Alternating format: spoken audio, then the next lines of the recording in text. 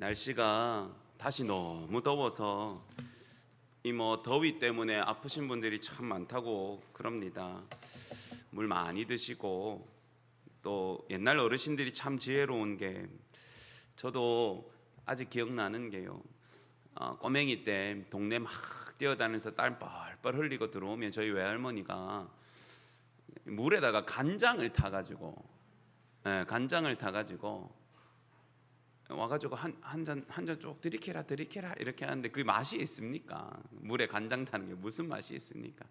할매 안 먹을란다 이러면 등짝을 탁 때리면서, 야 이 소나, 땀 많이 흘릴 때는 이거 마셔야 된다, 빨리 마셔라, 이렇게 하면 간장 그 맛없는 거 인상찌 뿌리면서 이 사발에 있는 거 쭉 들이켰는데, 여러분 그게 다 삶의 지혜지요. 여러분 땀 많이 흘리면 전해질도 빠져나가고 염분도 빠져나가서 그냥 맹물 가지고는 회복이 안 된답니다. 그래서 소금기를 먹어야 된대요. 그래서 요즘 일부러 먹는 소금을 캡슐로 만들어서 밖에서 일하시는 분들은 알약처럼 먹기도 한다 하더라고요. 오래전에 소천하셨지만 이 뜨거운 날만 되면 외할머니 생각이 한 번씩 나요. 제 꼬맹이 때는 우리 외할머니가 잠시 저희랑 사셔서 제가 외할머니 방에서 많이 잤었거든요. 외할머니가 참 사랑이 많으셨는데, 외할머니한테는 이제 자식이 저희 어머니 한 사람밖에 없었습니다. 그리고 오랫동안 홀로 그 딸을 키웠으니까 손주가 얼마나 예뻤겠어요. 아직도 기억나요. 학교 숙제, 유치원 숙제, 학원 숙제 이런 거 외할머니랑 같이 있는 방에서 하다가, 제가 이제 저녁에 이렇게 삐뚤삐뚤하게 써가지고 이 자면 아침에 되면 숙제가 완성이 돼 있어요. 어릴 때는 이렇게 받아쓰기 이렇게 점선 따라 쓰고 이 정도 숙제였지 않습니까? 아침이 되면 분명히 내가 이걸 다 한 기억이 없는데, 아침이 되면 그날치의 노트에 숙제가 완성이 돼 있는데, 이제 할머니가 제가 잠이 들면 어른이 있으면 티가 나니까 왼손으로 마치 손주가 쓴 것처럼 삐뚤삐뚤 써가지고 숙제를 마무리해 놓으시면, 저는 또 그 공책 들고 가가지고 학교 가고 했던 기억이 납니다. 여러분 제가 왜 옛날 이야기를 하냐고 하면요, 세월이 지나고 장성하고 우리가 바쁘고 정신없는 시간들을 보내면 과거에 받았던 은혜, 과거에 내가 감격했던 사실을 잊어버리고 현실에 많은 마음과 에너지를 빼앗기고 삽니다. 근데 여러분 그러다 보면 단순하게 기억이 흐려지는 게 아니라 우리 안에 채워져야 됐던 그때 얻었던 충만함이나 만족들을 잃어버리고 살게 되는 거예요. 여러분 그래서 예배자들에게 있어서 아주 중요한 것은, 따라해 봅시다. 기억하고 감사하라. 여러분 이게 엄청 중요합니다. 뭘 기억해야 됩니까? 하나님의 은혜, 하나님이 행하신 일, 그게 내 안에서 사라지지 않도록 늘 내 안에서 또 새기고 떼새겨서 생생하게 일어나게 해야 되고, 그리고 그 은혜에 감격하고 감사하는 마음을 잃지 않는 것이 예배자의 아주 중요한 원칙이기도 합니다. 여러분 이번 8월 15일이 광복 80주년이라고 하더라고요. 그러면 45년 8월 15일로부터 이제 80년이 지난 겁니다. 우리 앉아 계신 우리 믿음의 어머님 아버님 중에 이제 80이 넘으신 분들이 그래도 저희는 꽤 많은데, 이제 여러분 세대가 하나님 나라 가시면 이제는 더 이상 그 옛날 그 시절에 아기로도 살아 있었던 사람들이 이제 없는 시절을 우리나라가 처음으로 맞습니다. 이제 한 10년 이렇게 지나면 광복의 그 순간에 갓난아기로도 생존하지 않았던 사람들로만 채워지는 때가 올 거예요. 여러분 요즘 아이들 이 광복절 아이고 노니까 너무 좋고, 이때 놀러 가족들하고 외식하니까 너무 좋지, 그때 그날에 어떤 일이 있었는지를 알까요? 모를 겁니다. 역사책에서 그냥 새겨진 이야기로 배우지, 그것이 자기에게도 얼마나 중요한 일인지를 모를 겁니다. 여러분 역사는 단순하게 과거에 있었던 사람들에게만 의미가 있는 게 아니지 않습니까? 역사의 그 순간의 사건이 지금 우리에게까지 영향을 주는 거잖아요. 만약에 그 옛날 하나님이 우리를 광복해 하시는 은혜, 우리나라 가운데 해방과 구원을 주지 않으셨다면 어쩌면 오늘날 저희는 이렇게 모여서 예배하지 못할 수도 있습니다. 아니면 그 옛날처럼 어저께 경찰서에서 전화가 왔을 수도 있죠. 송상 설교 원고와 안 보냅니까? 송상 설교 원고 봅시다. 또 우리나라에 대해서 일본에 대해서 반역하는 의지가 있습니까? 없습니까? 여러분 목사님들이 설교 원고 검열받고 그랬거든요. 그 옛날에는요. 어쩌면 제 이름이 송호동이 아니라 나카무라. 제가 일본어를 잘 못해서 그 이름이 진짜 있는지 모르겠지만 스메끼리는 사람 이름은 아니다, 그죠? 와르바시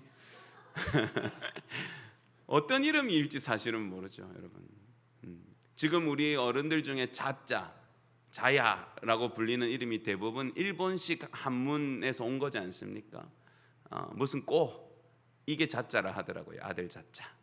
그래서 옛날에 창씨 개명을 할 때 무슨 꼬 이렇게 짓는 것을 다시 한국말로 바꾸니까 경자, 미자, 숙자, 말자 그렇게 많았답니다. 어쩌면 여러분 그때 그 역사의 사건이 없었더라면 오늘날 저희가 상상치도 못하는 세월을 살고 있을 수도 있을 겁니다. 그래서 여러분 오늘 그날에 이루셨던 하나님의 일들을 다시 기억하고 감사하는 것은 옛 조상들의 일이 아니라 저와 여러분 그리고 앞으로 하나님 앞에 살아갈 후손들에게까지 아주 은혜와 영향이 있는 일인 줄 믿으시기 바랍니다. 여러분 오늘 말씀은 마치 여러분 우리가 이스라엘하고 정서가 참 비슷할 수밖에 없는 것이 오늘 이 시편은 이스라엘이 겪었던 해방과 자유의 이야기 그걸 담아놓은 노래인데요. 이 사건이 이스라엘 역사 가운데도 아주 깊게 새겨져 있습니다. 여러분 사실은 이스라엘의 역사는 하나님의 구원과 건지심의 역사다 이렇게 말해도 과언이 아닙니다. 애초에 이스라엘이 어디서부터 출발합니까? 애굽의 종대였던 민족으로부터 출발을 했죠. 그들이 하나님이 애굽 가운데서 구원의 내심으로 그들이 비로소 하나님의 백성이 되었고 하나님을 알았고 그들과 하나님이 함께 하시는 역사의 여정이 그때 출발했습니다.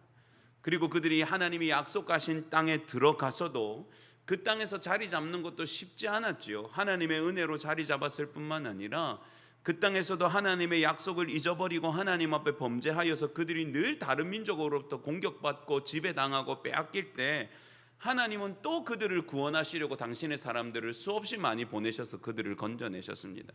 그것이 우리가 알고 있는 사사기의 이야기이죠. 여러분 왕을 세워주시는 이야기도 잘 압니다만은 여러분 왕정은 좋았겠습니까? 왕국은 좋았습니까? 그렇지 않습니다.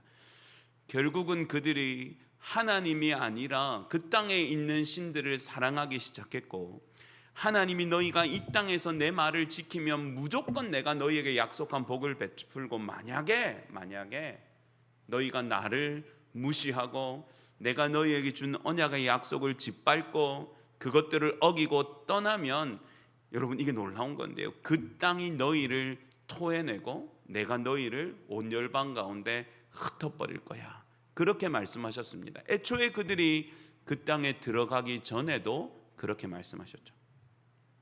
가나안 땅에서 그들이 수백 년의 시간을 보낸 이후에 여러분 어떤 일이 일어났습니까? 정말로 그들이 뿔뿔이 찢겨지고 흩어져서 온 제국과 이 땅 저 땅으로 포로되어 끌려가는 사건이 있었습니다. 여러분 나라가 나뉘어져서 우리나라처럼 나뉘어져서 북이스라엘과 남유다 양 왕국이 되었는데요. 하나님이 인정하지 않은 왕을 세웠고 하나님 앞에 끊임없이 죄를 범했던 북이스라엘은 좀 일찍 멸망을 당합니다. 아수르라고 세계를 제패했던 제국이었는데 그 아수르는 여러분 어떤 제국이었냐니까 잔인하고 흉폭한 자들로 아주 유명했습니다. 여러분 이 제국이 문화나 이런 것들이 미개한 나라가 아니거든요. 그런데도 그들은 자신의 힘을 과시하기 위해서 사람들을 죽여서 시체로 산을 쌓고 해골로 담을 쌓았습니다.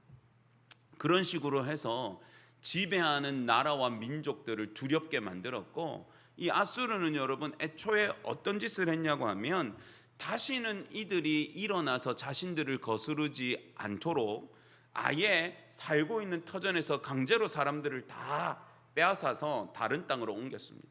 예를 들면 제가 오른쪽 나라도 지배하고 왼쪽 나라도 지배하는 아수르라고 생각해 보시죠. 그러면 먼저 가가지고 이 땅에 있는 대부분의 병사들, 건강한 남자들을 다 죽여버립니다. 다 죽여버리고 그 땅에 있는 성도 전부 불태우고 무너뜨리고 그 땅에는 아무것도 남지 않도록 초토화를 시킵니다. 그리고 나서 어떻게 하냐면 생존해 있는 사람들 중에 쓸만한 것들은 다 포로로 잡아가고 남아 있는 자들도 여기 남겨두는 게 아니라 얘들은 이쪽 땅으로 다. 그러니까 이 사람들이 오랜 세월 살아왔던 터전이 아니라 한 번도 겪어오지 못하는 타국으로 이 사람들을 다 옮겨버립니다. 그리고 여기 있던 사람은 반대로 이쪽으로 옮겨버립니다. 그래서 민족도 섞어버려서 정신도 흐리게 만들고 터전도 바꾸어서 그들이 다시 그 땅에서 자신들을 반역하는 나라를 일으키지 못하도록 완전히 뿌리채 말라 죽이려고 하는 것이 아수르의 정책이었습니다.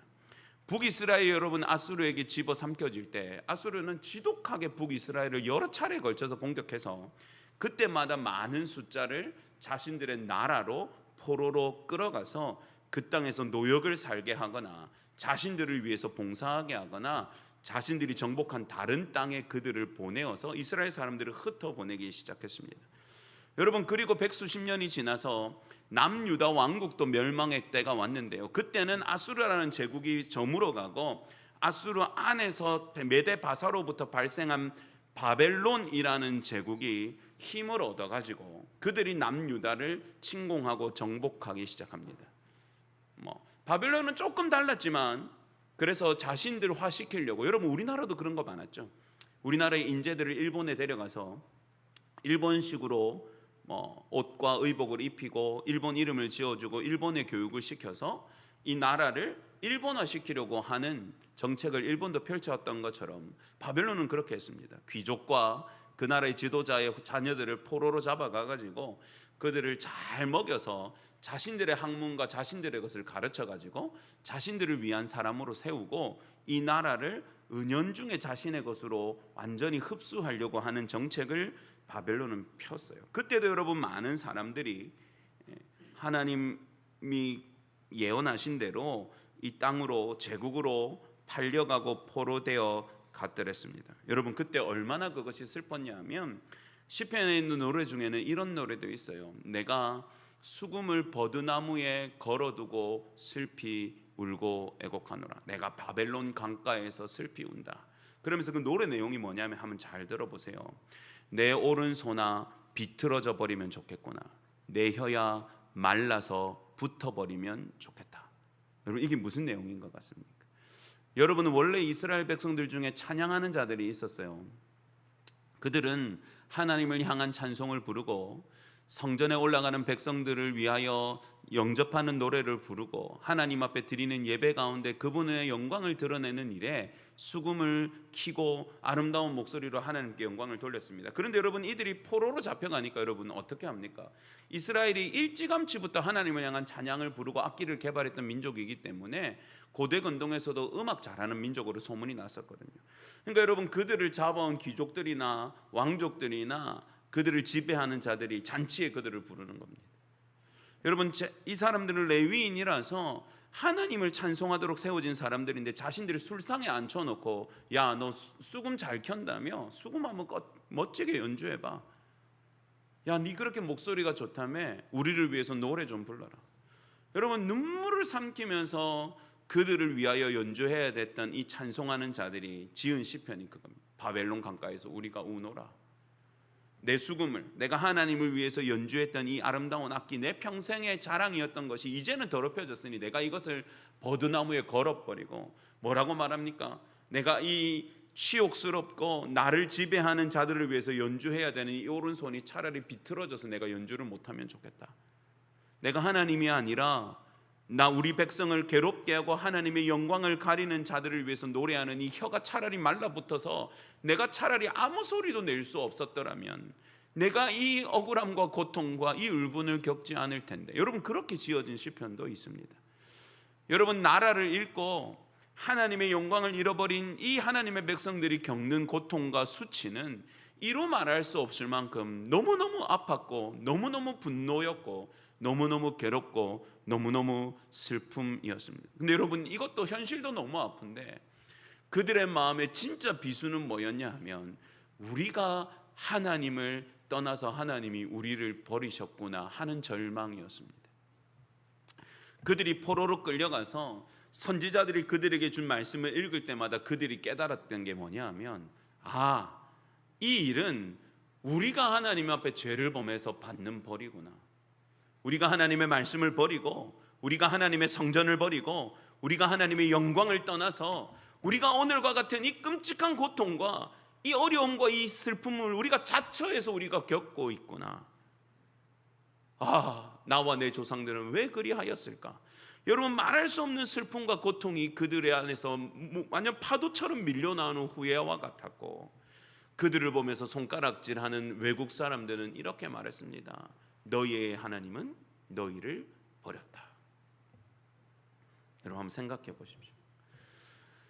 너무너무 힘들고 아픈 고통 가운데 있는데요, 우리 승일 집사님이 기타를 나무에 걸어놓고 기타 치던 내 오른손아 차라리 문드러져라, 하나님을 뜨겁게 찬양했던 내 혀야 말라붙어져라, 내가 술집에 가가지고 연주해야 되겠냐, 이런 고통 가운데 있는데 내가 그리워하던 하나님의 성전은 갈 수도 없고, 내가 하나님을 경험했던 그 따뜻한 온기와 하나님이 우리를 사랑하시는 것은 이미 흔적도 없고, 모든 사람들이 손가락질하면서 하나님이 너를 버렸다, 이제 너는 하나님과 상관이 없다, 너희가 하나님을 싫어했기에 하나님은 너희를 떠나셨다, 이제 너희는 끝장났다.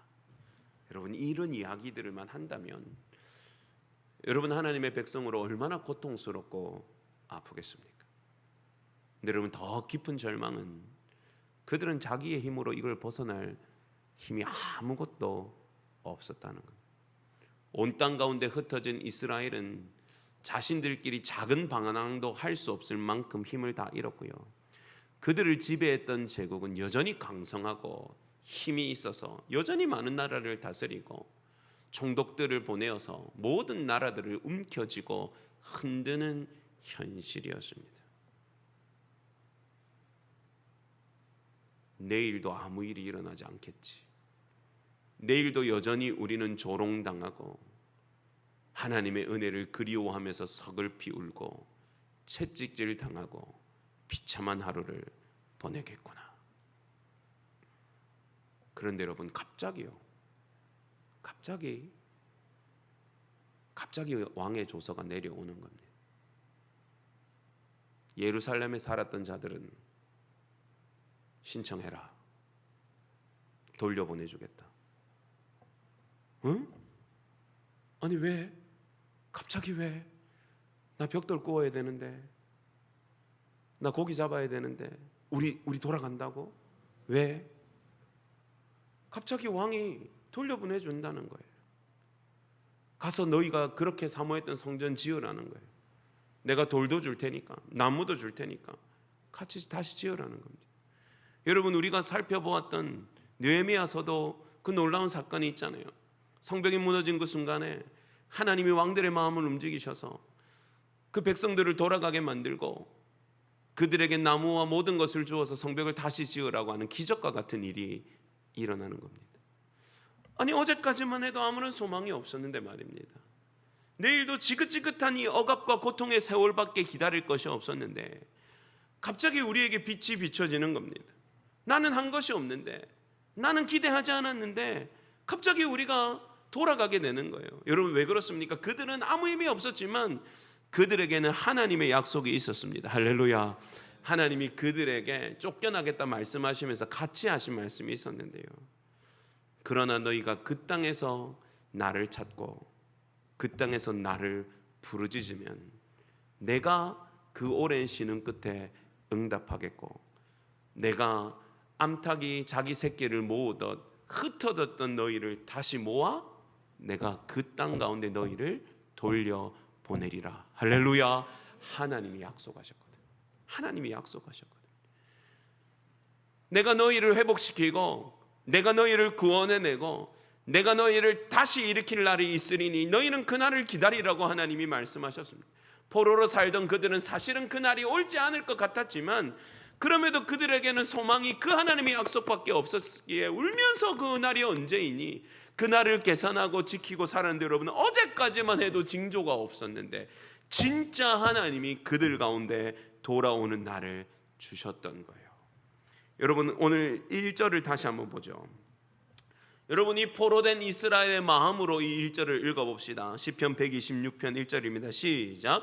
여호와께서 시온의 포로를 돌려보내실 때에 우리는 꿈꾸는 것 같았도다. 아멘. 여러분, 이해가 되시죠? 얼마나 꿈 같았겠습니까? 아마 우리가 그 시절을 안 살아봐서 모르겠지만 서로 뺨 꼬집어 봐라, 허벅지 꼬집어 봐라, 이거 진짜가, 이거 꿈이가 생시가 진짜 우리 돌아가나? 우리 할아버지가 살았던 그 아름다운 땅, 하나님이 함께 하시고 하나님의 돌보심과 은혜가 있었던 그 거룩한 성 예루살렘, 그 시온으로 우리 진짜 돌아가나? 정말로 갈 수 있나? 우리 할아버지 맨날 눈물로 그 땅만 바라보다 돌아가셨는데 이제 진짜 내가 그 땅 밟을 수 있는 거가? 빵 한번 꼬집어 봐라, 뺨 한번 때리봐라, 이거 진짜가? 여러분, 정말로 꿈꾸는 것 같지 않았겠습니까? 여러분, 그때 이 찬송하는 자가 뭐라고 합니까? 여호와께서 시온의 포로를 돌려보내실 때에 우리는 마치 꿈만 같았다. 슬픔과 절망으로 혀는 말라붙었으면 좋겠고 손은 비틀어졌으면 좋겠고 수금은 나무에 내가 던져버려야지 했던 자들이 뭐라고 노래합니까? 2절 한번 보죠. 2절 다 같이 읽습니다. 시작. 그때에 우리의 입에는 웃음이 가득하고 우리의 혀에는 찬양이 찼었도다. 그때에 문나라 가운데서 말하기를 여호와께서 그들을 위하여 큰 일을 행하셨도다 하였도다. 할렐루야. 여러분, 뭐라고 그전에는 조롱했다고요? 여호와가 너희를 버렸다. 너희는 이제 끝났다. 여호와는 너희를 떠나셨다. 여호와는 너희를 돌아보지 않으신다. 근데 여러분, 기적과 같은 날을 맞았는데 뭐라고요? 모든 나라 사람들이 뭐라고 말한다고요? 여호와께서 너희를 위하여 큰 일을 행하셨구나. 할렐루야. 여러분, 얼마나 감격이었겠습니까? 얼마나 감격이었겠습니까? 여러분, 사실 80년 전 그날에도 우리나라에도 똑같은 일이 있었습니다.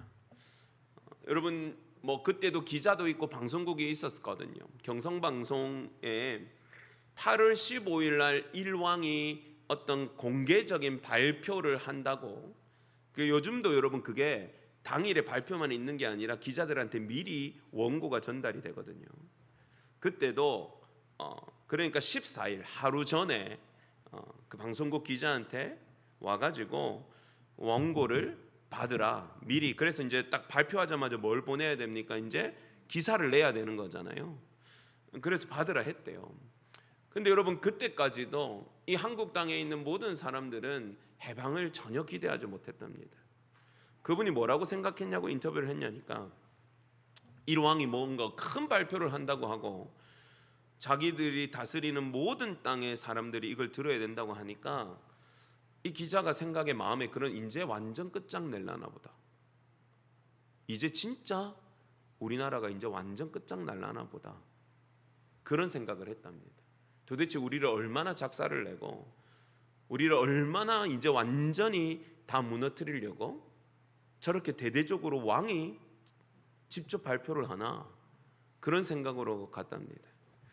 그리고는 원고를 막 적는데 갑자기 현병대에서 전화가 와가지고 지금까지 절반도 채 완성하지 않았는데 지금까지 완성한 거 다 불태우고 삭제해라. 그래서 이 기자는 내용을 다 봐가지도 못하고 돌아와서 그 다음날 라디오를 통해서 송신되어지는 일왕의 목소리, 육성의 귀를 기울였답니다. 근데 그 내용이 뭐였습니까? 우리가 항복한다. 우리가 연합군의 이런 조건을 받아들이고 우리가 했던 것들에 대해서 우리가 인정하겠다라는 내용이었어요. 여러분, 8월 15일은 사실은 조용했답니다. 생각해 보십시오. 일본 말로 막, 그것도 옛날에 그 음질 좋지 않은 라디오로 치직거리면서 나오는 그리고 솔직하게 그 왕이 이렇게 말했어요. 우리 졌다. 야, 우리 폭탄 맞아가지고 히로시마 난리 났고 우리 싸울 일은 없으니까 우리 항복한다. 이렇게 말했겠습니까? 아니잖아요. 아주 두루뭉술하게 내용은 분명히 항복이지만 아주 두루뭉술하게 자신의 체면과 나라의 체면 이렇게 복잡하게 이야기를 했거든요. 그러니까 대부분의 사람들은 그걸 듣고 이게 뭐지? 라는 생각을 했답니다. 이게 뭐지? 어떤 택시기사는 그렇게 하더라고요. 자기가 들은 일본어 단어는 딱 하나였는데 그 일본어 단어의 뜻이 오장육부가 뒤틀어지는 것 같은 아픔, 고통 뭐 이런 내용이었대요. 그래서 야, 일본 아들 무슨 일이 있나? 이 생각만 했답니다. 그래서 여러분 정작 8월 15일은 다들 그냥 조용했대요. 평소보다 더 긴장되게. 근데 여러분 제일 먼저 이 해방의 기쁨을 누렸던 곳들은 감옥이었습니다. 감옥. 독립운동하다가 정치범으로 끌려가 있는 서대문 수용소로부터 시작해서 전국에 있는 수용소들이 갇혀있던 사람들을 풀어내기 시작했습니다. 그리고 여러분 그 사람들을 맞으러 나왔던 성도들과 가족들, 목사님들도 많이 갇혀있고 성도들도 많이 갇혀 있었잖아요. 성도들과 가족들이 거기서 만세를 부르면서 가족들을 끌어안고 막 울었답니다. 그리고 여러분 그 다음 날 16일 날 그제야 모든 백성들이 와 진짜 일본이 졌구나, 우리 해방이구나 라고 생각을 했대요.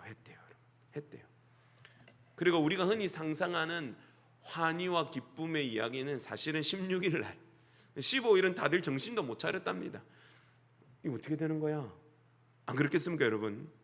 그 큰 발표를 듣고 다들 야 이거 진짜야? 오히려 더 숨죽여 있다가 그 다음 날 난리가 나죠. 여러분 그때 우리의 선조들, 우리 어머님 아버님들, 우리 할아버지 할머니들 어떤 기분이었겠습니까? 꿈꾸는 것 같지 않았겠습니까? 야 밀양떼기야 내 빠말떼기 한 대 때려봐라. 이 진짜가 이제 내 진짜 내 이름 쓸 수 있는 거가? 이제 내 진짜 말자 뭐 이런 이름 써도 되나? 호동이 이렇게 써도 되는 거가? 진짜가 내 이제 일본말 안 해도 되나? 여러분 안 그렇겠습니까? 어저께까지만 해도 여전히 일본이 우리를 다스리고 우리나라의 정체성은 점점 말라가고 조국 교회는 신앙을 지키는 것 때문에 늘 핍박받고 아파하던 그 시절이었는데 여러분 갑자기 해방이라는 이야기가 들려오는 거예요. 마치 꿈꾸는 것처럼 기대하지 못했던 감당할 수 없는 큰 기적과 같은 선물을 받았던 때가 80년 전 그날이었습니다. 여러분. 우리나라 가운데도 누가 그 일을 행하신 겁니까? 하나님이 그 일을 행하신 줄 믿으시기 바랍니다. 여러분 그런 이 시편 126편의 이야기를 아마 그때 우리 성도들은 눈물로 읽었을 겁니다. 태극기를 흔들면서 감격하면서 눈물 콧물 흘리면서 이 시편을 읽지 않았겠습니까? 여러분 3절 한번 다 같이 읽어보죠. 그들이 나와서 끌어안고 감옥에 갇혔던 목사님, 장로님, 전도사님, 집사님을 맞이하면서 울면서 이렇게 분명히 이야기했을 거예요. 3절 있습니다. 시작. 여호와께서 우리를 위하여 큰 일을 행하셨으니 우리는 기쁘도다. 할렐루야. 하나님이 목사님, 하나님이 물론 돌아가신 분들도 있죠. 그렇지만 목사님, 하나님이 목사님 풀려나게 하실 줄 내가 믿고 있었습니다. 집사님 옷꽃 이르르라 너무 고생 많았죠. 이제 우리 다시 마음껏 예배할 수 있습니다. 이제 우리 자유입니다. 여러분 그러면서 서로 끌어안고 펑펑 울지 않았겠습니까? 하나님이 이 놀라운 일을 우리에게 행하셨으니 우리가 기쁩니다. 여러분 처음 포로기에서 돌아오는 이스라엘 백성들은 감격과 기쁨으로 돌아갔습니다. 물론 여러분 당장의 현실은 여전히 어려웠습니다. 그리고 돌아온 사람은 예루살렘으로 중심으로 돌아온 일부일 뿐이었어요. 그럼에도 그들은 무엇을 생각했겠습니까? 하나님의 구원의 일이 시작되었구나. 할렐루야. 그리고 여러분 그들은 하나님의 이 놀라운 일이 급격하고 강한 물줄기처럼 확대되어지고 확장되기를 소망했습니다. 여러분 4절 한번 다 같이 읽어볼게요. 그들의 간구입니다. 시작. 여호와여 우리의 포로를 남방 시내들 같이 돌려보내소서. 아멘. 여러분이 남방 시내들이라는 남방이라는 단어가 네겝인데요. 네겝. 이거는 이제 지금 이스라엘에 가시면 진토지대라고 부르는 땅입니다. 여러분 만화나 영화에 보면 우리나라는 이런 땅이 잘 없는데요.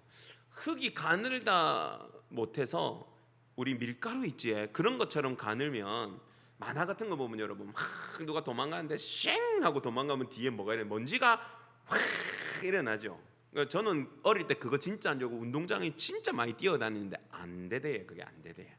근데 여러분 만약 밀가루를 우리가 뿌려놓고 그 위에 생 지나가면 어떻게 됩니까? 이게 난리가 나겠죠. 여러분 이 이스라엘에 있는 네겝이라는 광야에는 오랜 풍화작용을 통해서 진짜 밀가루처럼 아주 연한 진흙 흙으로 되어 있는 지대입니다.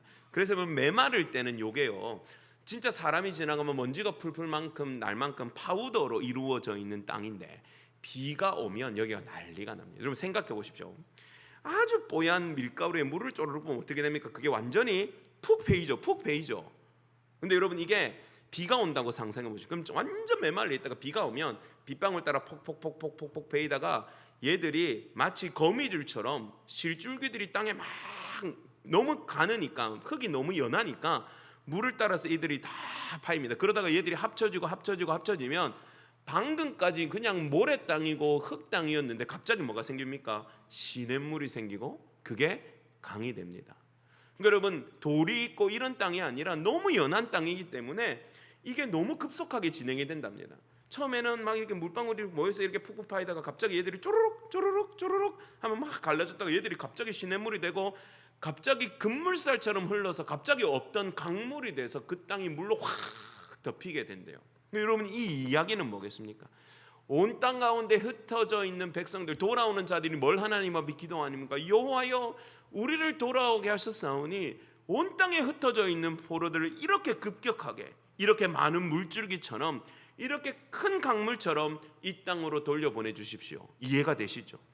그러니까 방금까지는 이 해방과 구원의 소식이 하나도 없었는데 하나님의 은혜의 때를 주시고 비를 주시니까 큰 조그마한 밑방울들이 갑자기 시냇물이 돼서 졸졸 갑자기 강물이 돼서 엄청나게 빠른 속도로 쫙 물이 흘러내려가는 것처럼 이제 포로들이 막 그런 물줄기처럼 막 돌아오게 해달라는 소망을 이야기하고 있는 겁니다. 근데 여러분 80년 전 그날 이때의 8월 16일 날 그 자리에 나왔던 어떤 분이 했던 인터뷰가 정확하게 이 말을 하고 있습니다.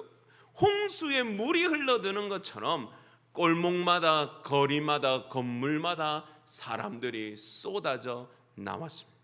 그리고는 울고 끌어안고 춤추고 어디서 만들어 왔는지 큰 태극기 작은 태극기를 그려다가 온 사방에 휘두르면서 사람들이 골목골목에서 진짜 물줄기처럼 뚜벅뚜벅이 아니라 와르르 와르르 흘려나와가지고 넓은 광장을 콱 메웠다는. 그리고 거기서 대한독립 만세를 그렇게 울면서 부르짖었다 이 이야기를 하는 겁니다.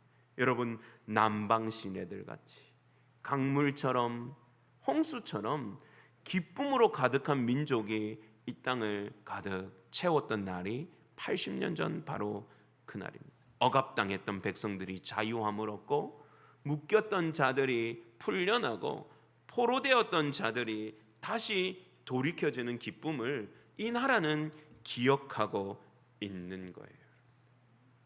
어찌 여러분 하나님의 은혜가 아니겠습니까? 이 나라 이 민족은 사실 우리 스스로 해방을 얻을 만한 힘이 없었습니다. 우리는 채 갖추기도 전에 어려움을 겪었고요. 우리는 너무너무 지독하게 수탈을 당해서 우리 스스로 일어날 힘이 사실은 없었어요. 근데 여러분 하나님은 놀랍게도 이 일이 있기 전부터 하나님이 이 나라를 위한 역사를 이루어 오셨습니다.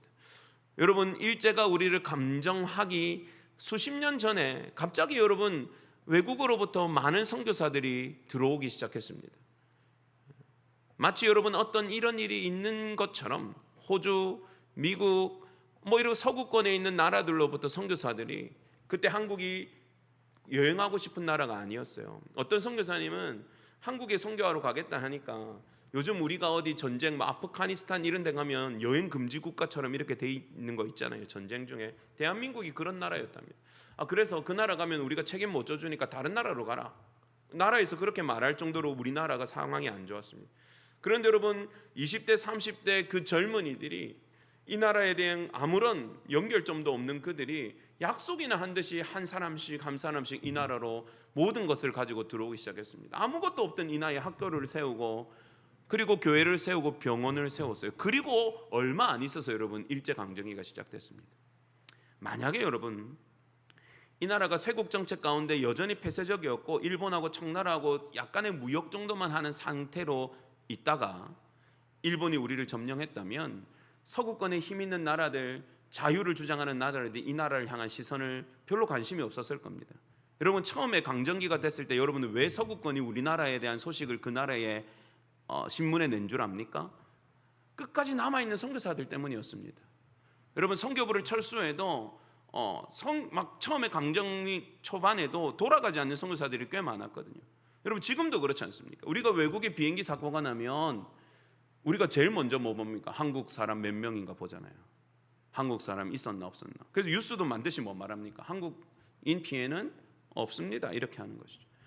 여러분 사실은 외국 사람들한테는 관심도 없고 동방의 그냥 후진국 중에 하나, 중국 밑에 붙어서 살고 이제 막 떠오르고 있는 신흥 강자인 일본이 삼키고 싶어하는 작은 나라, 여러분 그 사이에서 일어나는 일에 누가 관심이 있었겠습니까? 그런데 하나님은 그 땅에 생때 같은 그 젊은이들을 이 땅에 보내셔서 이 땅에 복음의 일을 이루셨을 뿐만 아니라 이 땅이 어둠에 잠길 때도 그들을 통로로 사용하셨습니다. 남아있는 자신의 아들, 딸들, 자신의 젊은이들 때문에 외국 사람들이 우리나라에 관심을 가진 거예요. 그리고 여러분 저 사람들도 자유해야 되는 것 아니냐고 생각하는 사람들이 일본이 수탈하는 그 과정에서도 여러분 왜 우리가 외국에 나가서 그래도 호소할 수 있었고 왜 재판이란 걸 했냐 하면 일본이 다른 나라의 눈치를 봤기 때문입니다. 여러분 그게 아니었다면 우리는 소리 소문 없이 집어삼켜졌을 거예요. 하나님은 우리를 계속 살펴보고 계셨습니다. 그리고 하나님의 때가 찾아 하나님은 우리 가운데 해방의 기쁨을 주셨는 줄 믿으시기 바랍니다. 여러분 오늘날 이걸 잊어버린 거예요. 이 나라가. 그 뒤에도 하나님의 은혜로 선교사들이 만들어 놓은 토양으로 우리가 사실은 경제 성장한 겁니다. 한강의 기적 아니요 여러분, 한강의 기적은 없습니다. 하나님의 기적만 있어요. 여러분 우리 민족이 정말로 잘나서 잘 되는 것 아닙니다. 대한민국 사람이 아주 독특하고 특출난 면이 있지만 여러분 솔직히 말하면 어느 나라 어느 민족이나 독특하고 특출한 사람이 많이 배출될 때는 있습니다. 여러분 우리나라가 뭔가 위대한 인물이 많아서 우리는 우리나라이기 때문에 그렇게 믿고 싶어 하지만 여러분 세계 역사를 잘 살펴보면 그렇지 않은 나라가 없습니다. 여러분 그럼에도 우리나라가 빠른 시간에 부를 이루고 민주주의를 그래도 구축해내고 빠른 시간에 이만한 영광을 누렸던 것은 다른 이유가 아니라 우리나라 백성들이 똑똑하고 잘 돼서가 아니라 여러분 솔직히 말씀드리면, 정확하게 말씀드리면 하나님이 이 나라를 특별히 사랑하셨기 때문입니다. 아멘이십니까? 여러분 진짜 하나님이 이 나라를 특별히 사랑하셨습니다. 역사를 가만히 살펴보시면 이유가 없는 도움들, 이유가 없는 죽음들, 이유가 없는 이 나라를 사랑하는 사람들이 수없이 들어오는 시절이 있습니다. 올 이유가 없어요. 누가 온다고 환영해 주지도 않았어요. 여기 와서 얻을 게 하나도 없었는데 그들은 와서 여기에서 자신이 죽기도 하고 자신의 아이가 죽기도 하고 자신의 아내가 죽기도 하는데 이 나라에서 끝까지 죽겠다고 하는 젊은이들이 있었습니다. 여러분 그들이 온 이유는 하나님의 부르심 때문이었습니다. 다른 이유는 없었습니다. 여러분 이 나라는 하나님이 살리셨어요.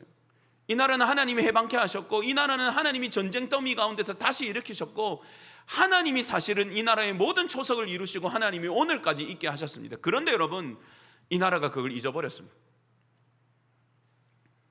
마치 원래 우리가 잘났던 것처럼, 마치 원래 우리가 힘이 있었던 것처럼, 마치 원래 우리가 무언가 의미 있는 것을 스스로 일궈낼 수 있었던 사람들인 것처럼 우리는 착각하고 있습니다. 옛날에 우리가 먹을 게 없었을 때 이런 이야기하면 요즘 아이들 뭐라고 합니까? 라면 먹으면 되지, 피자 먹으면 되지. 그때 밥이 없어가지고 봐봐라, 이때 봐봐라, 전부 다 양동이 들고 다니지. 이거 먹을 게 없어가지고 밥 한 톨 주세요. 그때 애들이 다 이거 차고 다녔다. 옛날 전쟁 사진 보여. 그러면 말하면 아니 밥이 없으면 라면 먹으면 되죠, 빵 먹으면 되죠. 여러분 잊어버리는 겁니다. 잊어버리는 겁니다. 그때 왜 우리가 살 수 있었는지, 왜 은혜를 입었는지, 우리가 어떻게 이런 날을 맞이했는지 우리가 망각하는 것이죠. 그리고 하나님을 향하여 도리어 원망과 손가락질을 하고 있는 것이죠. 사랑하는 여러분, 이스라엘이 포로로 돌아와서 그들이 몸부림쳤던 것은 뭐냐 하면 그들이 하나님의 은혜를 잊어서 우리가 이 일을 겪었구나라는 걸 그들이 포로 생활 가운데 뼈에 새겼잖아요. 그래서 여러분, 그들이 돌아와서 생명처럼 여겼던 건 뭐냐 하면 절대로 우리가 다시는 잊으면 안 되겠다. 그래서 여러분, 그때부터 그들이 뭘 했냐면요, 하나님의 말씀에 쉐마라는 말씀을 읽고 나서 이스라엘에 들으라, 그리고 이걸 너희가 미간에 두고 오른손에 두고, 이런 문구를 그대로 해석을 해가지고 조그마한 종이박스 같은 거에 만들어서 그 안에 실제로 성경이 적은 조그마한 양피지 조각을 넣고 이 머리에 답니다. 그리고 테필리라는 가죽끈으로 손을 묶은 다음에 여기에도 칸을 만들어서 거기에도 하나님의 말씀을 집어넣어요. 성년이 되면 이스라엘 남자아이들이 이걸 삽니다. 하나님의 말씀으로 자신의 오른손을 묶습니다. 여러분, 물론 이건 율법이고 그들이 그럼에도 불구하고 진짜 살아계신 하나님이신 예수 그리스도를 알 수 없었지만, 그럼에도 그들은 뭐에 몸부림쳤냐 하면 하나님의 은혜를 우리가 잊어버려서 그렇게 큰 슬픔을 겪었으니까 다시는 잊지 말자, 이것에만큼은 그들이 열심이었다, 이 말입니다. 여러분, 우리도 똑같은 은혜를 받은 나라이고 민족입니다. 아무런 소망이 없고 힘이 없던 우리를 하나님이 해방케 하셨고, 하나님이 수많은 사람들을 통해서 이 나라의 기초를 다지시고, 오늘날 우리가 그래도 마음껏 하나님을 예배할 수 있는 자유가 있는 나라로, 그래도 하나님을 향하여 세상을 섬길 수 있는 힘이 있는 나라로 오늘 우리를 일으키신 분이 하나님이신 줄 믿으시기 바랍니다. 그런데 여러분, 우리는 그 하나님의 은혜를 잊어버리고 삽니다. 오늘 내 삶이 너무 중요해서 이 나라를 하나님이 얼마나 사랑하셨는지를 기억하지 않고 있는 것이죠. 여러분, 이건 큰 문제입니다. 큰 문제입니다. 하나님의 은혜를 잃어버린 백성은 반드시 그 은혜를 저버린 것에 대한 대가를 지불하기 때문이죠. 그래서 여러분, 나라와 민족을 위해서 우리가 기도해야 됩니다. 두려워해야 됩니다. 여러분, 경제 지표, 저는 그거는 우리 눈에 보이는 것이지만 언제든지 반전할 수 있다고 생각합니다. 세상의 역사는 그랬지 않습니까? 바닥을 치다가도 좋아지기도 합니다. 어려움을 만나가도 갑자기 생각지도 못한 호황을 만나기도 합니다. 우리는 알 수 없으니까요. 여러분, 환경이 어렵고 경제 지표가 어렵고 경기가 안 좋고 우리가 겪는 눈에 보이는 어려움이지만, 여러분, 그것보다 더 심각한 것은 혹시나 여러분 하나님이 이 나라를 향한 은혜를 거두실까? 이 나라의 배은망덕한 모습과 이 나라의 음란함과 이 땅의 거룩함이 다 바닥을 치는 거 보고 하나님이 더 이상 내가 특별히 아끼고 오늘까지 구원하고 이끌어왔던 이 대한민국을 향한 내 은혜와 긍휼을 내가 이제 더 이상 이 나라에게 줄 필요가 없구나 라고 생각하실까? 여러분, 저는 그게 너무 두렵습니다. 그게 너무 두렵습니다. 여러분, 그러면 정말로 이 나라에 소망이 있겠습니까? 여러분, 하나님의 은혜를 기억해야 되는 우리는 하나님 앞에 이 나라가 그 은혜를 다시 새기는 나라가 되도록 늘 고민해야 되는 줄 믿습니다. 여러분, 그럼에도 하나님의 은혜를, 역사를 경험한 자들은 다시 꿈꿀 수 있는 거예요. 여러분, 포로로 돌아와서 하나님, 이 포로들을 남방 시내들처럼 빨리 회복시켜 주십시오 라고 노래하는 시인들은 남아있는, 여전히 억압과 고통 가운데 있는 동포들에게 소망의 노래를 불러줍니다. 여러분, 5절 6절 한번 다 같이 읽어보시죠. 5절 6절 시작. 눈물을 흘리며 씨를 뿌리는 자는 기쁨으로 거두리로다. 울며 씨를 뿌리러 나가는 자는 반드시 기쁨으로 그 곡식단을 가지고 돌아오리로다. 아멘. 여러분, 눈물 흘리며 씨를 뿌리는 자는 왜 울면서 씨를 뿌리겠습니까? 포로 가운데 있고 억압 가운데 있고 수탈 가운데 있는 이들은 아무리 눈물을 뿌리고 곡식을 거둬도 그게 자기 것이 되지 않기 때문입니다. 노략자들이 가져가고 침탈자들이 가져가고 지배자들이 가져가니 피눈물을 흘리면서 뿌리고 거두어도 그것은 나에게 슬픔과 고통이 될 뿐이기 때문입니다. 그럼에도 뭐라고 말합니까? 너희가 지금은 눈물로 억압 가운데 뿌리지만, 너희가 슬픔 가운데 빼앗기며 이 일을 행하지만 반드시 너희가 어떤 날이 온다고요? 기쁨으로 거두는 날이 올 것이다. 할렐루야. 왜요? 왜 그렇습니까? 살아계신 하나님이 해방과 구원의 은혜를 주시기 때문입니다. 할렐루야.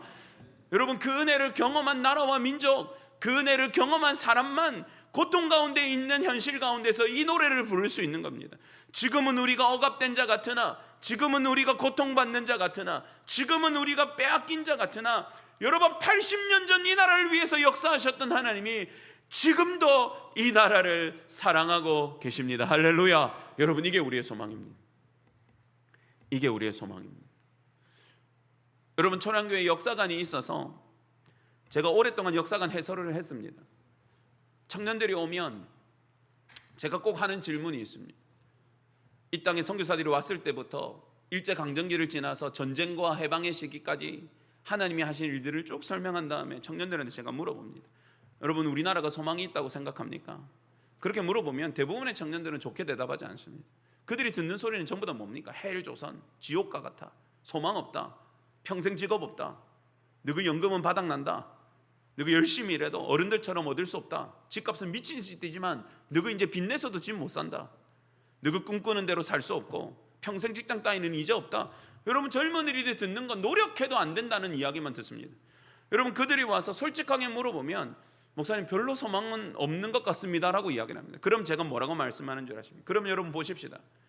처음 이 땅에 복음이 들어오던 저 때 상투 끼고 곰방대 끼고 뼈 빠지게 노래도 일해도 노동의 결과는 얻지 못하고 일하지 않는 몇 사람이 모든 부를 가지고, 여자들은 세탁기, 건조기 취급받으면서 아빠 집에 있을 때는 아빠 노동력으로 살고, 결혼하면 시댁 노동력으로 살고 애만 놓다가 평생 죽는, 여러분, 이때보다 지금이 소망이 없습니까?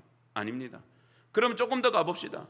나라의 주권을 잃어버리고 이름도 제대로 쓸 수 없고 한국말도 못 쓰고 예배하는 사람들은 늘 우리 교회가 못 박히고 문이 막히면 어떡하나, 우리 목사님 저렇게 하나님만 사랑해야 된다고 말하다가 일제 신사참배 하지 말다고 말하다가 감옥 가시면 어떡하나, 순사들이 삐뜩하면 우리 교회에 쳐들어와가지고 쑥대밭을 만드는, 그때보다 오늘이 소망이 없습니까? 아닙니다.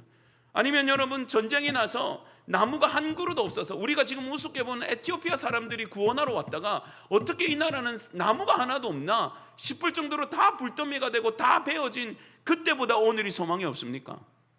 아니요, 목사님. 근데 여러분은 왜 소망이 없다고 생각합니까? 그때도 이 나라를 사랑하셨던 하나님은 지금도 살아계신 하나님이십니다. 할렐루야. 여러분, 이게 저희의 소망입니다.